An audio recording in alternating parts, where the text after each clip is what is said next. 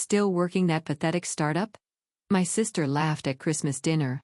Next week, when their company desperately needed investors, they discovered who owned 51% of their shares. The sound of expensive cutlery scraping against fine china filled the dining room of my family's mansion as I pushed my food around my plate, trying to tune out my sister Olivia's latest speech about her corporate achievements. And then, she announced, swirling her red wine, the board unanimously approved my proposal for the Asian expansion. We're projecting a 30% increase in revenue by next quarter. I glanced at my parents, watching their faces glow with pride.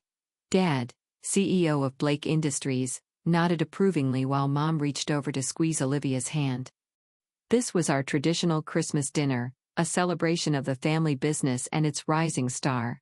What about you, Sophie? Mom turned to me, her smile fading slightly, still working on that. What do you call it? Nexus Technologies. I supplied, straightening in my chair. And yes, we're actually her little startup, Olivia interrupted with a laugh. What is it now? 2 years and still working out of that tiny office downtown?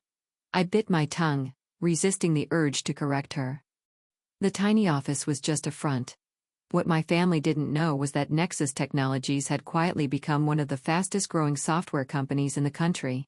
We operated under various shell companies, our true ownership hidden behind layers of corporate structuring. Someone has to try something new, I said carefully. Not everyone wants to work for the family business. Dad set down his fork, his expression hardening. The family business that put you through Stanford? That paid for your MBA, that same business, you turned your back on? I didn't turn my back on anything, I replied. I chose to build something of my own. Build? Olivia snorted. Sophie, let's be honest. You're playing entrepreneur while the rest of us do real work. Blake Industries is a Fortune 500 company. We're about to launch the biggest expansion in our history. What have you built?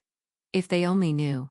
While they've been focused on their traditional manufacturing business, I developed an AI-driven supply chain management system that was revolutionizing the industry. Major corporations were already using our software, including several of Blake Industries' competitors. I'm doing fine, I said simply, taking a sip of wine. Fine isn't the Blake standard, Mom chimed in. Look at Olivia, youngest VP in company history, featured in Forbes 30 Under 30. We just want you to live up to your potential, darling. I thought about the email I'd received that morning, an offer from a major tech company to acquire Nexus for $2.8 billion. I turned it down. My plans were much bigger than that. Speaking of potential, Olivia continued, the expansion project needs additional funding. Dad, have you considered approaching Morgan Stanley? Their tech division has been very aggressive lately. I hid my smile behind my wine glass. I knew exactly why Morgan Stanley was suddenly interested in manufacturing technology. They've been trying to get a meeting with Nexus's mysterious CEO for months. Actually, Dad replied, we're exploring several options. The market's tighter than we expected, but Blake Industries' reputation speaks for itself. What they didn't know was that their reputation wasn't enough anymore. The manufacturing sector was changing rapidly, and companies that didn't adapt to new technology were being left behind. I'd seen their financials, not as the daughter they dismissed, but as the secret owner of a significant portion of their stock. Have you considered private equity? I asked innocently. I hear Phoenix Capital is looking for manufacturing investments. Olivia rolled her eyes. Please don't try to give business advice, Sophie. Phoenix Capital doesn't even take meetings with companies our size. They're way out of our league. I nodded thoughtfully, not mentioning that I'd had dinner with Phoenix Capital's CEO last week. Being underestimated had its advantages. Well, Mom stood up, smoothing her expensive dress. Shall we move to the living room for dessert? Sophie, help me with the dishes. In the kitchen, Mom busied herself with coffee cups while I loaded the dishwasher, a task Olivia was apparently too important to handle. Honey, Mom said softly. I know you think you're proving something with this startup business, but it's time to be realistic. There's always a place for you at Blake Industries. I straightened up, meeting her eyes. I am being realistic, Mom. More realistic than you know. What's that supposed to mean? Before I could respond, my phone buzzed. A text from my CFO. Asian investors confirmed. Ready to proceed with phase 2. I typed back quickly. Green light. Start buying tomorrow. Work? Mom asked disapprovingly. On Christmas? Something like that. I replied, pocketing my phone. The market never sleeps. Back in the living room, Olivia was holding court again, detailing her plans for Blake Industries' future. I settled into an armchair, half listening as she outlined initiatives I knew would never materialize.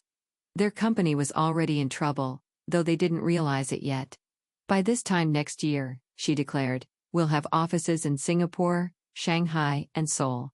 The Blake name will be global. Assuming the funding comes through, I murmured. What was that? Dad asked sharply. Nothing. I smiled. Just thinking out loud. Later that night, in my penthouse apartment, not the small downtown office my family thought I lived above, I reviewed the latest reports from my team. Nexus had already secretly acquired 43% of Blake Industries stock through various subsidiaries. Tomorrow's buying spree would put us over 51%. My phone lit up with another text, this time from my assistant. Board meeting scheduled for next week. All major shareholders will be present. Perfect. I replied. Time to introduce the real CEO of Nexus Technologies. I walked to my floor-to-ceiling windows, looking out over the city lights. Somewhere out there, my family was probably still congratulating themselves on their business acumen, still pitying their failure of a daughter who couldn't cut it in the real corporate world. In 1 week, they would learn how wrong they'd been. In 1 week, they would discover that the daughter they dismissed had built something far bigger than they could imagine. In 1 week, everything would change. I poured myself a glass of the same expensive wine we'd had at dinner, but this time, I allowed myself to smile. Let them laugh. Let them mock my pathetic startup. Their reaction when they discovered the truth would be worth every condescending comment, every dismissive glance, every family dinner spent biting my tongue. After all, revenge is a dish best served with a controlling interest. The week after Christmas passed in a blur of stealth acquisitions and strategic meetings. From my real office, the entire top floor of a downtown skyscraper, I watched as Nexus Technologies systematically gained control of Blake Industries through carefully orchestrated stock purchases.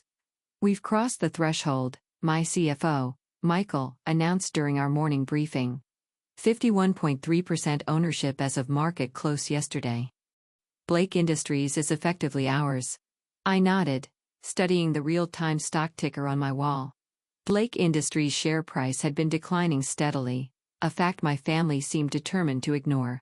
Their outdated manufacturing processes and resistance to technological innovation had left them vulnerable. What's the status of their funding search? I asked, though I already knew the answer. Desperate, Michael smiled. Every major bank has turned them down. Morgan Stanley won't even take their calls anymore. They've scheduled an emergency board meeting for tomorrow. My phone buzzed. A text from Olivia. Family dinner tonight, mandatory. Dad's orders. I smiled, knowing exactly why this dinner had been called. They needed to discuss the company's financial crisis, but they were too proud to do it anywhere but behind closed doors. Time to prepare for the final act, I told Michael. Make sure all our documentation is ready for tomorrow's board meeting. That evening, I arrived at my parents' mansion to find the atmosphere considerably different from Christmas dinner. Gone were the celebratory wines and smug speeches about expansion. Instead, tension hung heavy in the air as we gathered around the dining table. The situation, Dad began without preamble, is more challenging than we anticipated. Several key investors have expressed concerns about our technological infrastructure. Concerns? Olivia scoffed. They're being ridiculous. Our methods have worked for 40 years. I took a sip of water watching them carefully. Maybe they're worried about competition from more innovative companies. Not you too, Olivia snapped. Just because you play with computers doesn't make you an expert on manufacturing. Actually, I set down my glass. I know quite a bit about modern manufacturing. For instance, did you know that automated supply chain management can reduce operational costs by up to 40%? That's exactly what we don't need, Dad interrupted. More tech talk. We need serious solutions. Like what? I asked innocently. Have you considered selling some shares to raise capital? Mom's fork clattered against her plate. Sell shares? This is a family company, is it? I pulled out my tablet. Because according to public records, ownership has been shifting significantly over the past few months. Olivia leaned forward, her face flushing. What are you talking about? Various investment groups have been quietly acquiring Blake Industries stock. As of today, the Blake family only controls about 30% of the company. Dad stood up so quickly his chair toppled backward. That's impossible. I would know if someone was buying us out. Would you? I asked calmly.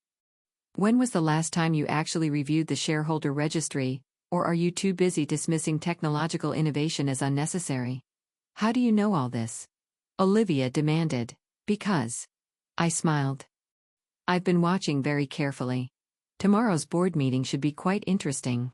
You're not even on the board, Mom said dismissively. No. But Nexus Technology CEO is. As the majority shareholder, we're entitled to a seat. The silence that followed was deafening. 3 pairs of eyes stared at me as understanding slowly dawned. Nexus Technologies? Dad whispered, that's your little startup?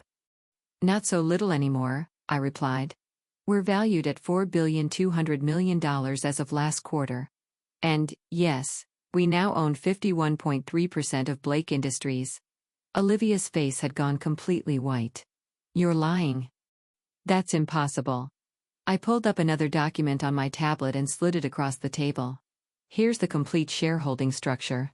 You'll notice the various shell companies and subsidiaries all lead back to one parent organization, Nexus Technologies. Why? Mom's voice cracked. Why would you do this to your own family? I didn't do anything to you, I said quietly. I built something revolutionary while you were all too busy mocking me to notice. The fact that I now control the company you thought was too good for me, that's just poetic justice. Dad found his voice, anger replacing shock. You think you can just walk in and take over? We'll fight this. With what resources? I stood up, straightening my jacket. Your company is hemorrhaging money. Your technology is outdated. The only thing keeping your stock price from completely collapsing is the fact that I've been buying it. Get out, Olivia hissed. Get out of this house. I picked up my tablet and headed for the door, pausing only briefly. I'll see you all at tomorrow's board meeting. Oh, and Olivia? About that Asian expansion you were so proud of, it's cancelled. We have better plans for the company. As I drove away from the mansion, my phone exploded with messages from family members. I ignored them all except one, from my grandmother, who had always seen my potential.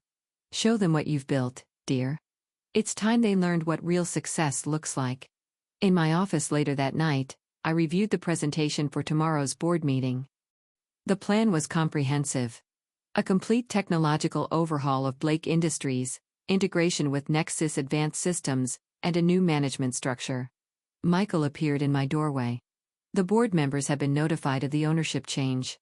Most of them are anxious to meet the real CEO of Nexus Technologies.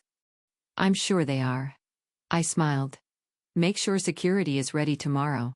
I have a feeling my family won't take their demotion quietly. As I looked out over the city lights, I thought about all the family dinners where they dismissed my dreams, all the condescending comments about my little startup. Tomorrow, they would learn the truth about the empire I'd built in silence. And this was just the beginning. The morning of the board meeting dawned clear and cold. I dressed with particular care, a custom-designed power suit that cost more than Olivia's entire wardrobe, though she'd never know it. Today wasn't just about taking control. It was about showing my family exactly who I'd become while they weren't watching. Blake Industries headquarters still bore my grandfather's original bronze plaque in the lobby. I ran my fingers across his name as I passed, wondering what he would think of today's events. He had been the true innovator in the family before Dad turned the company into a monument to outdated thinking. Good morning, Miss Blake. The security guard nodded respectfully. He'd clearly been briefed about the new ownership structure. The boardroom was already tense when I arrived. 14 board members sat around the massive mahogany table with Dad at the head, at least for the next few minutes. Olivia sat at his right hand, her face tight with barely controlled rage. Mom had apparently decided to attend as well, though she had no official role. Now that everyone's here, Dad began, his voice strained, we need to discuss. Actually, I interrupted, taking a seat directly opposite him. As majority shareholder, I'll be conducting this meeting. Michael entered with our legal team, distributing documents to each board member. The room fell silent as they read the first page. This is outrageous.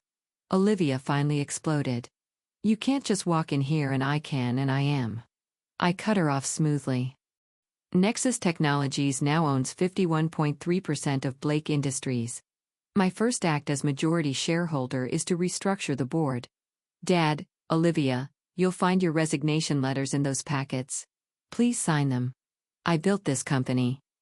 Dad slammed his fist on the table. No. I corrected him. Grandfather built this company. You inherited it and refused to let it evolve. Now it's bleeding money and losing market share to more innovative competitors. I nodded to Michael, who started the presentation. Charts and graphs appeared on the room screens, showing Blake Industries' declining performance against market trends. In the past 5 years, I continued, your profit margins have dropped 40%. Your technology is obsolete. 3 major clients have already jumped ship to competitors using modern supply chain management systems, specifically systems created by Nexus Technologies. The board members shifted uncomfortably. They'd known things were bad, but seeing the numbers laid bare was shocking. And you think you can fix this? Olivia sneered. With your computers and algorithms? I smiled, clicking to the next slide. We already have. Those same systems you've been mocking have revolutionized manufacturing logistics across the industry. Companies using our platform see an average 60% increase in efficiency, which is why our startup's value has surpassed Blake Industries by several $billion. Mon gasped audibly. Dad's face had turned an alarming shade of red. The choice is simple. I addressed the board. Sign the resignation letters and accept a generous severance package, or face a very public revelation about just how badly you've mismanaged this company. You would destroy your own family's reputation? Mom asked incredulously. You mean the family that never believed in me? That dismissed every achievement because it didn't fit your narrow definition of success. I stood up, commanding the room's attention. I'm not destroying anything. I'm saving this company from your outdated leadership. The board members were already signing the documents, eager to align themselves with the new power structure. They were business people after all. They could see which way the wind was blowing. Dad stared at the resignation letter for a long moment before finally picking up his pen. I never thought my own daughter would betray me like this. Funny, I replied. I never thought my father would be too proud to see the future of his own industry. I guess we both had blind spots. As security arrived to escort them out, Olivia turned back for one last shot. You'll regret this. You have no idea how to run a real company. I laughed genuinely for the first time that day. My little startup is worth $4.2 billion. I've revolutionized an entire industry while you were playing corporate dress-up. I think I'll manage. After they left, I moved to the head of the table, my grandfather's old seat. Now, shall we discuss the real future of Blake Industries? The next few hours were a blur of strategic planning and reorganization. By the end of the day, Blake Industries had a new board, a new direction, and a new connection to the technological innovations that would save it. 1 week later, the business world was buzzing with the news. Tex Pradab Jiway, Raval's secret empire, Next US Technologies CEO, Tykeith Skelturo, Afavami, Buzines, Sophie, BL Aki, The Hidden, BILLIONAR. I received exactly one message from my family, a handwritten note from my grandfather who had been quietly watching from his retirement. You did what I always hoped someone would. You brought Blake Industries into the future. I'm proud of you, kid. The note now sits framed in my office next to the original business plan for Nexus Technologies that my family had laughed at years ago. Every morning, I look at them both and remember that success doesn't always look like what others expect it to. 3 months later, Blake Industries stock had doubled. Our integrated technology platform was revolutionizing the manufacturing sector just as I predicted. The board members who had so quickly switched allegiance were now falling over themselves to praise my vision. Dad and Olivia eventually tried to reconcile, of course, once the company's success became impossible to ignore. I received elaborate apologies, explanations about how they'd only wanted what was best for me, invitations to family dinners where they promised things would be different. I declined them all. Instead, I sent a simple response. The time for family dinners is past. If you'd like to schedule a meeting, please contact my office. We can discuss your future roles in the company. Starting at entry level, of course. Everyone needs to learn the basics of modern manufacturing. They never replied. Now, 1 year later, I sometimes drive past our old family mansion, remembering all those dinners where they dismissed my little startup. The house seemed smaller somehow, less imposing. Or maybe I'm just seeing it through new eyes, the eyes of someone who built something bigger than they could imagine. Last week, a young intern asked me why I kept my company secret for so long, why I'd let my family underestimate me until I could take control. Sometimes, I told her, being underestimated is the greatest advantage you can have. People show their true nature when they think you're beneath them, and success is sweetest when no one sees it coming. She nodded thoughtfully, then asked one more question. Was it worth it? Giving up your family for success? I looked out my office window at the city below, at the empire I'd built while they were too busy mocking me to notice. I didn't give up anything. I replied, they gave up on me long ago. I just proved them wrong in the most spectacular way possible. And that really was better than any family dinner could ever be.